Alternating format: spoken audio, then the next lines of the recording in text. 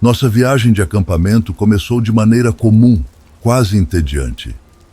Eu, Ryan e Jamie planejamos o fim de semana em Miles Standard Forest, Massachusetts, como uma fuga do estresse da faculdade.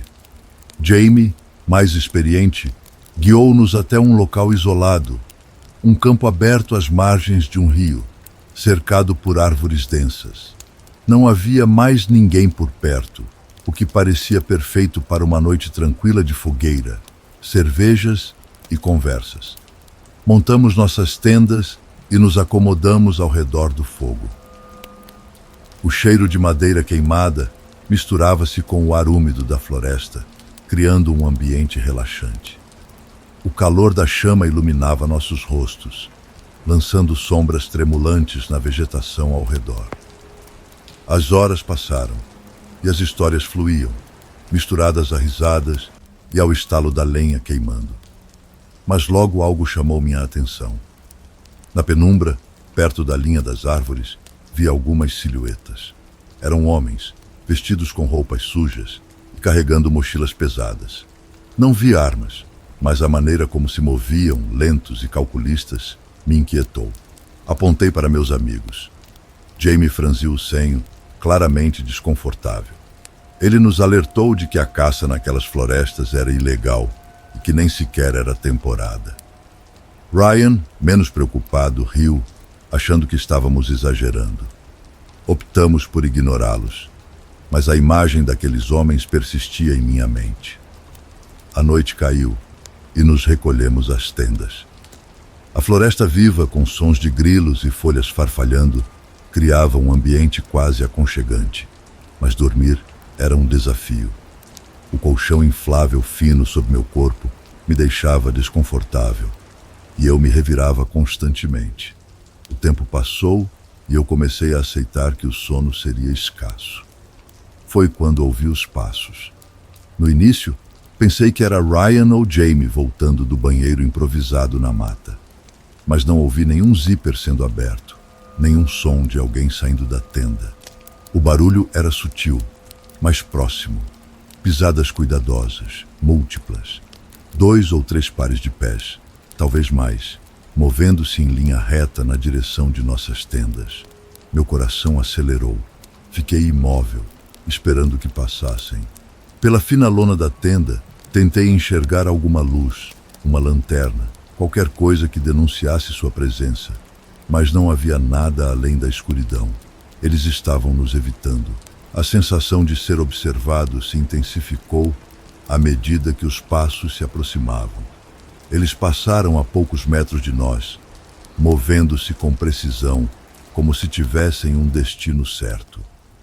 Assim que o som começou a se distanciar, abri o zíper da minha tenda com todo o cuidado do mundo.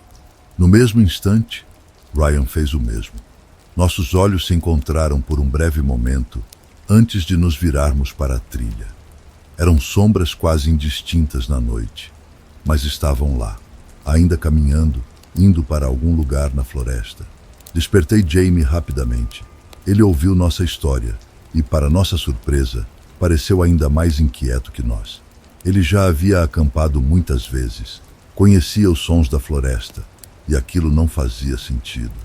Arrumem suas coisas, agora. A voz de Jamie era quase um sussurro, mas carregava urgência. Sem hesitar, começamos a desmontar o acampamento às pressas. O silêncio ao nosso redor parecia sufocante, como se a floresta inteira estivesse prendendo a respiração. Cada pequeno ruído que fazíamos parecia amplificado, ecoando pela escuridão. Foi quando Jamie paralisou e sussurrou para que olhássemos na direção da floresta. Eram mais deles. Agora, 5 ou 6. Parados, nos observando. O ar ficou pesado. Um arrepio percorreu minha espinha. Não falavam, não se moviam. Apenas estavam ali, suas formas fundindo-se com a escuridão das árvores. Minha adrenalina disparou. Jogamos tudo dentro das mochilas sem organização. Cada segundo parecia uma eternidade, a sensação de perigo iminente nos guiando. Assim que estávamos prontos, nos lançamos na trilha. Mantivemos as lanternas apagadas.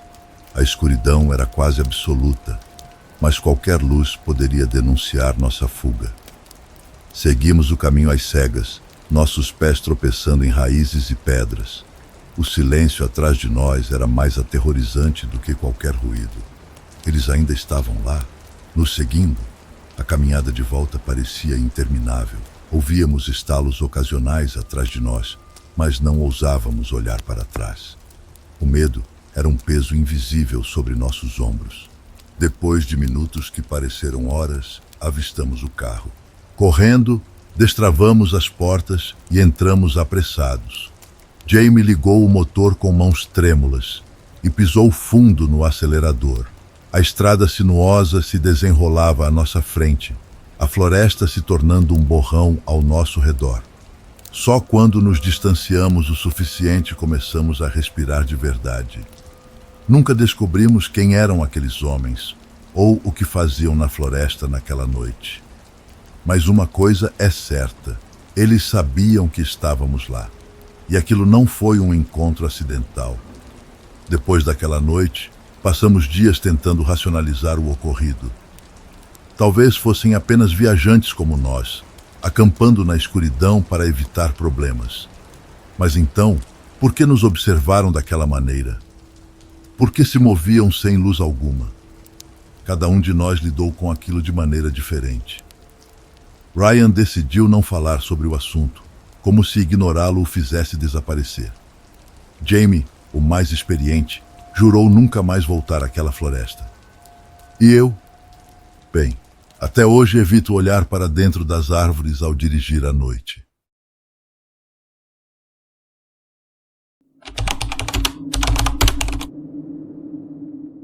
Meu nome é Maria José Galindo. Nasci em Ensenada, no México, mas desde os 18 anos vim morar com minha mãe nos Estados Unidos, especificamente na Califórnia.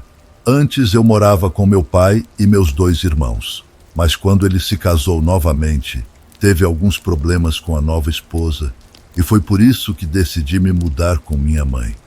Quando cheguei, ela me disse que eu teria que trabalhar para ajudar com as despesas da casa. Mas eu já tinha isso em mente, pois também queria juntar dinheiro para entrar na universidade. Lembro que procurei trabalho em muitos lugares, mas não fui contratada em nenhum, até que minha mãe mencionou que uma amiga dela conhecia um senhor que estava procurando uma recepcionista para o turno da noite em seu motel. O lugar ficava nos arredores da cidade, já na estrada, e o salário era muito bom. Eu aceitei sem fazer perguntas.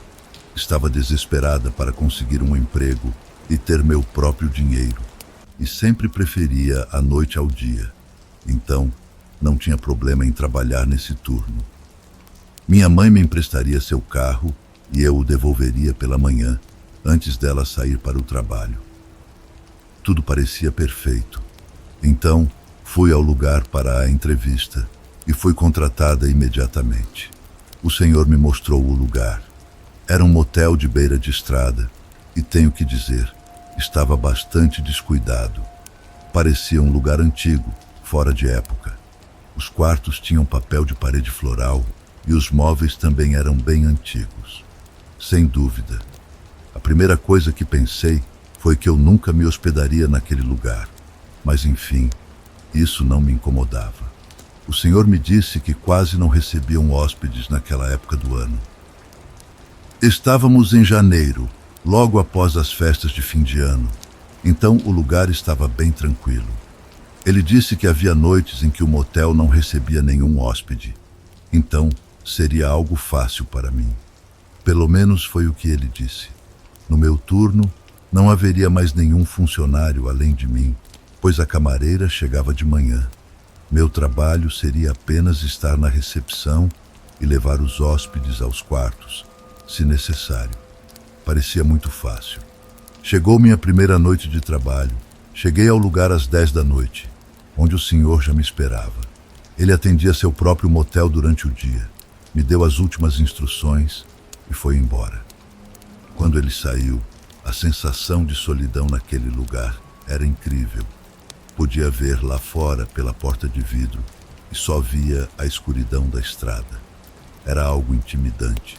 Causaria alguma sensação em qualquer um.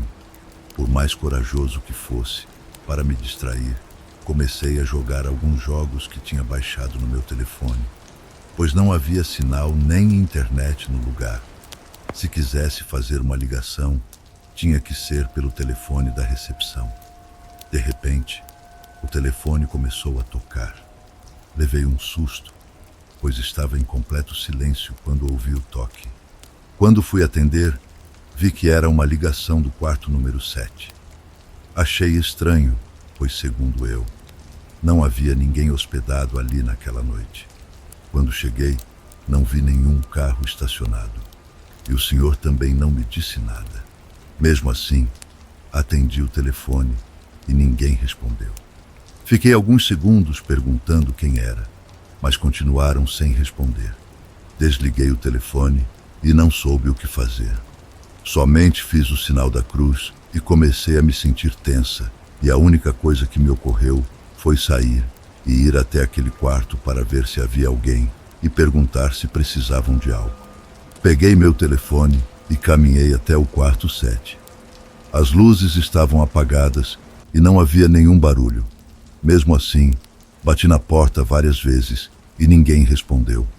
Peguei a chave mestra e abri a porta. Tudo estava escuro. Acendi a luz e o quarto estava vazio, a cama feita e tudo arrumado. Não havia ninguém lá. Apaguei a luz, saí e tranquei a porta novamente. Voltei correndo para a recepção, pois estava muito frio e sim, eu estava com medo. Sentei-me novamente atrás do balcão, tentando entender quem havia ligado daquele quarto, quando de repente o telefone tocou. Sim, era uma ligação do quarto 7 de novo. Desta vez, levantei o telefone sem dizer nada. Meu coração batia muito rápido e sentia arrepios pelo corpo. Ninguém respondia. Não se ouvia nada do outro lado da linha, até que me animei a dizer: "Quem está ligando?" Foi quando ouvi o choro de uma mulher, seguido de risadas dela mesma. Desliguei o telefone imediatamente. Todo o meu corpo tremia. Estava com muito medo. Sabia que não havia ninguém ali, mas aquele quarto estava vazio, trancado, e as janelas tinham grades. Não sabia o que estava acontecendo. Pensei em ligar para o senhor para contar o que estava ocorrendo, mas ao mesmo tempo senti vergonha de que ele me achasse louca. Não queria perder o emprego na primeira noite, então não liguei, tentei não me sugestionar e continuei jogando no meu celular.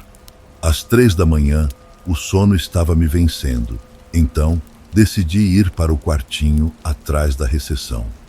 Lá havia uma cafeteira e um pote cheio de biscoitos. O senhor tinha me dito que eu poderia pegar o que quisesse e fazer quantos cafés eu precisasse. Enquanto estava lá preparando o café, ouvi alguém tocar a campainha do balcão.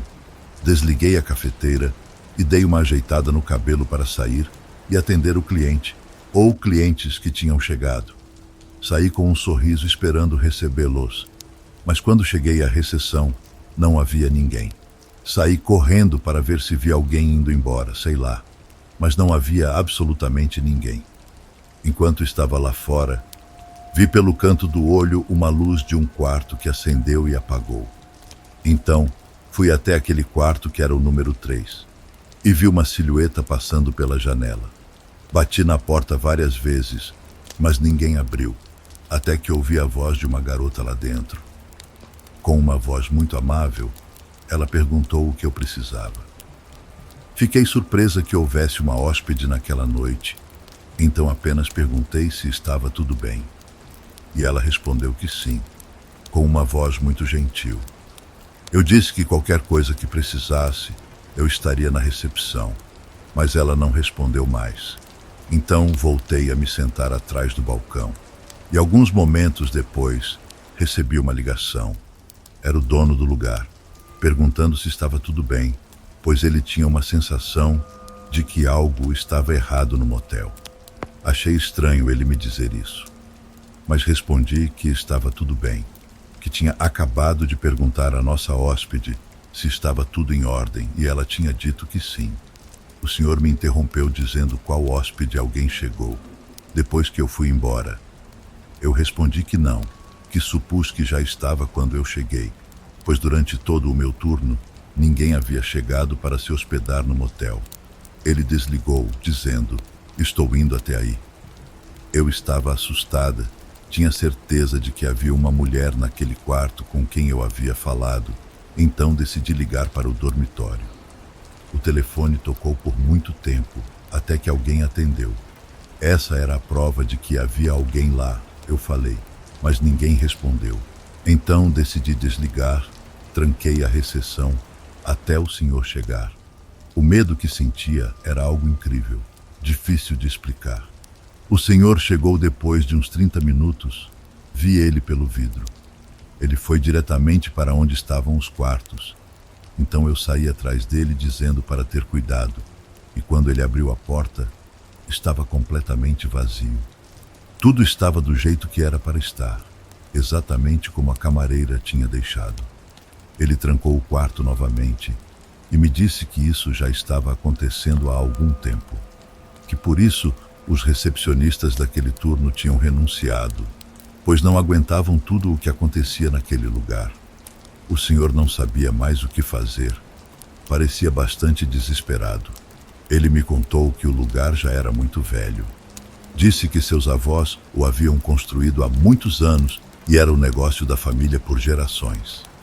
Também me contou que nos anos 70, em um dos quartos, um homem tirou a vida de uma mulher de uma maneira muito cruel e desumana. Desde aquele dia, o lugar nunca mais foi o mesmo. O senhor parecia triste e desesperado ao mesmo tempo, e estava convencido de que eu também iria renunciar. Eu disse que talvez ajudasse chamar um padre para benzer o lugar, pois era mais do que óbvio que tudo o que acontecia ali eram coisas paranormais. O lugar realmente estava amaldiçoado, ou como quer que se chame, com muita pena e um pouco de vergonha. Não me restou outra opção a não ser renunciar, pois não estava disposta a viver aquilo noite após noite naquele lugar sombrio. Nunca mais voltei lá. Então, não sei se atualmente ainda há essa atividade paranormal no motel. Nem sei se ainda existe, mas sinto pena de quem passa a noite lá, pois nem pagando eu ficaria.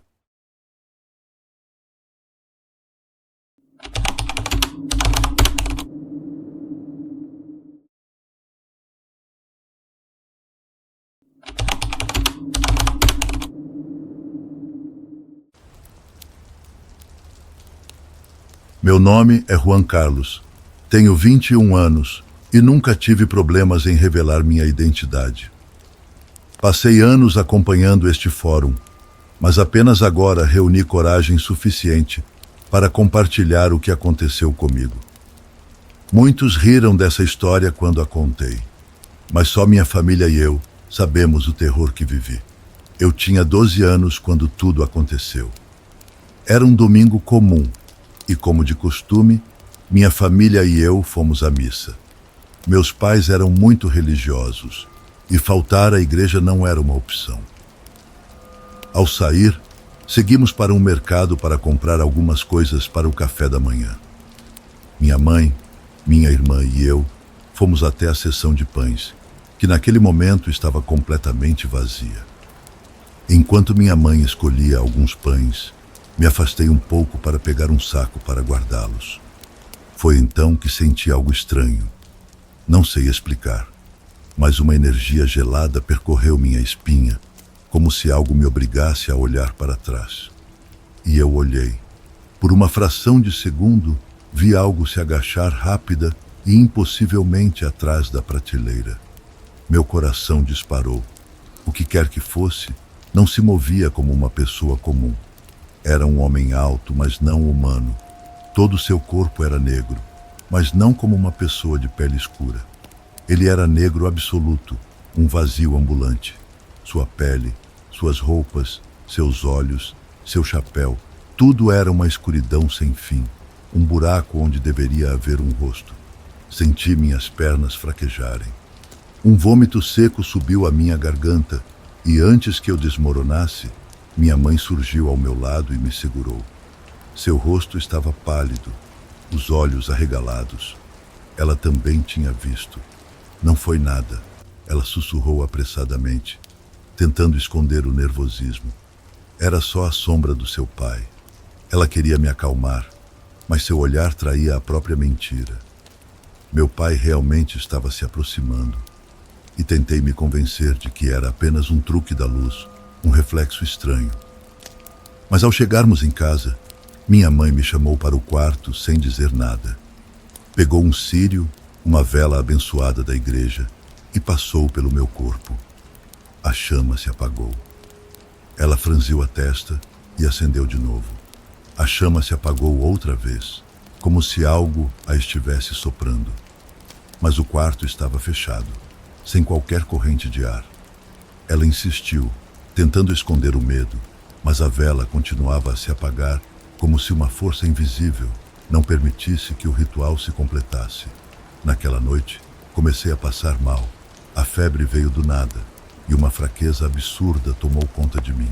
Meus pais me levaram ao médico, mas não havia explicação. Nos dias seguintes, meu estado piorou. Meu reflexo no espelho se tornou irreconhecível. Olheiras profundas, pele acinzentada, um cansaço que não passava.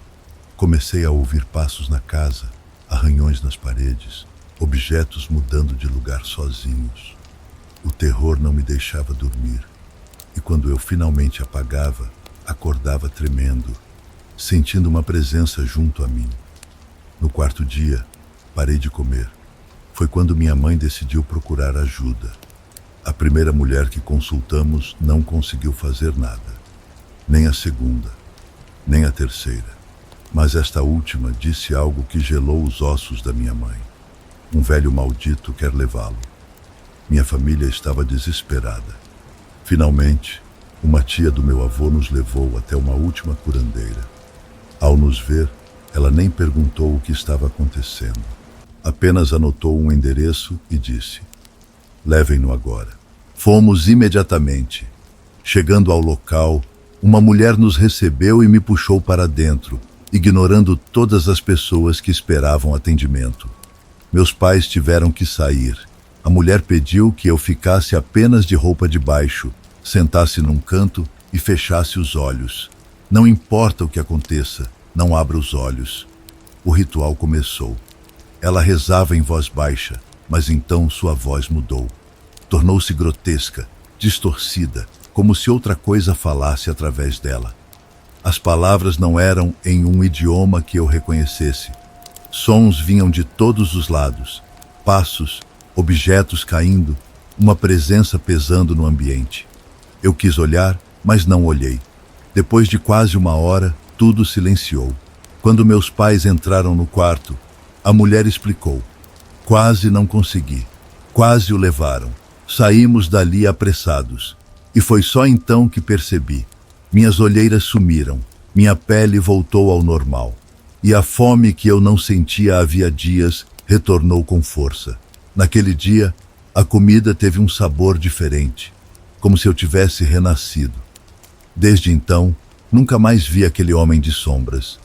Mas anos depois, ouvi outra história semelhante, de uma prima distante que viu a mesma figura no mercado de sua cidade. Ela não adoeceu, mas sentiu uma opressão tão grande que desmaiou ali mesmo. Quando voltou a si, seu avô lhe contou sobre uma lenda antiga, sobre um homem sem rosto que levava aqueles que estavam vulneráveis espiritualmente. Desde aquele dia, passei a me questionar: quantas outras pessoas cruzaram o caminho dessa entidade?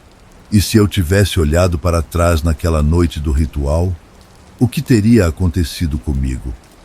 O que era aquela presença? Por que ela me escolheu? A resposta permanece um mistério. Mas uma coisa eu sei: algo ou alguém me salvou naquela noite.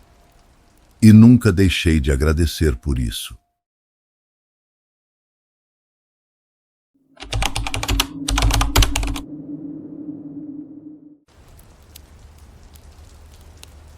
Sou originário de uma cidade localizada nas montanhas do norte de Puebla, no México, chamada Huauchinango.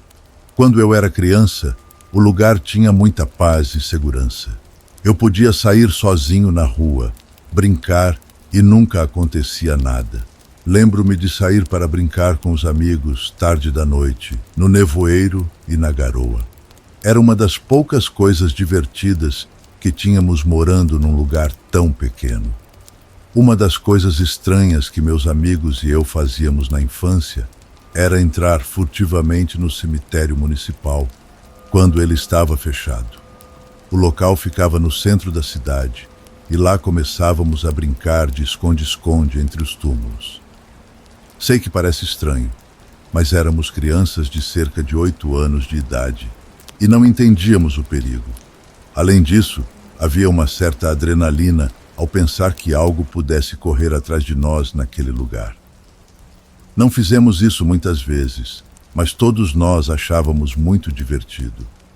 Geralmente, também não ficávamos até tarde, já que nossos pais jantavam cedo. Eu já estava acostumado a ver tumbas. Isso não me assustava. Morava a poucas ruas de outro cemitério, chamado Colina da Paz, que só tinha um portão principal na entrada e já estava bastante deteriorado.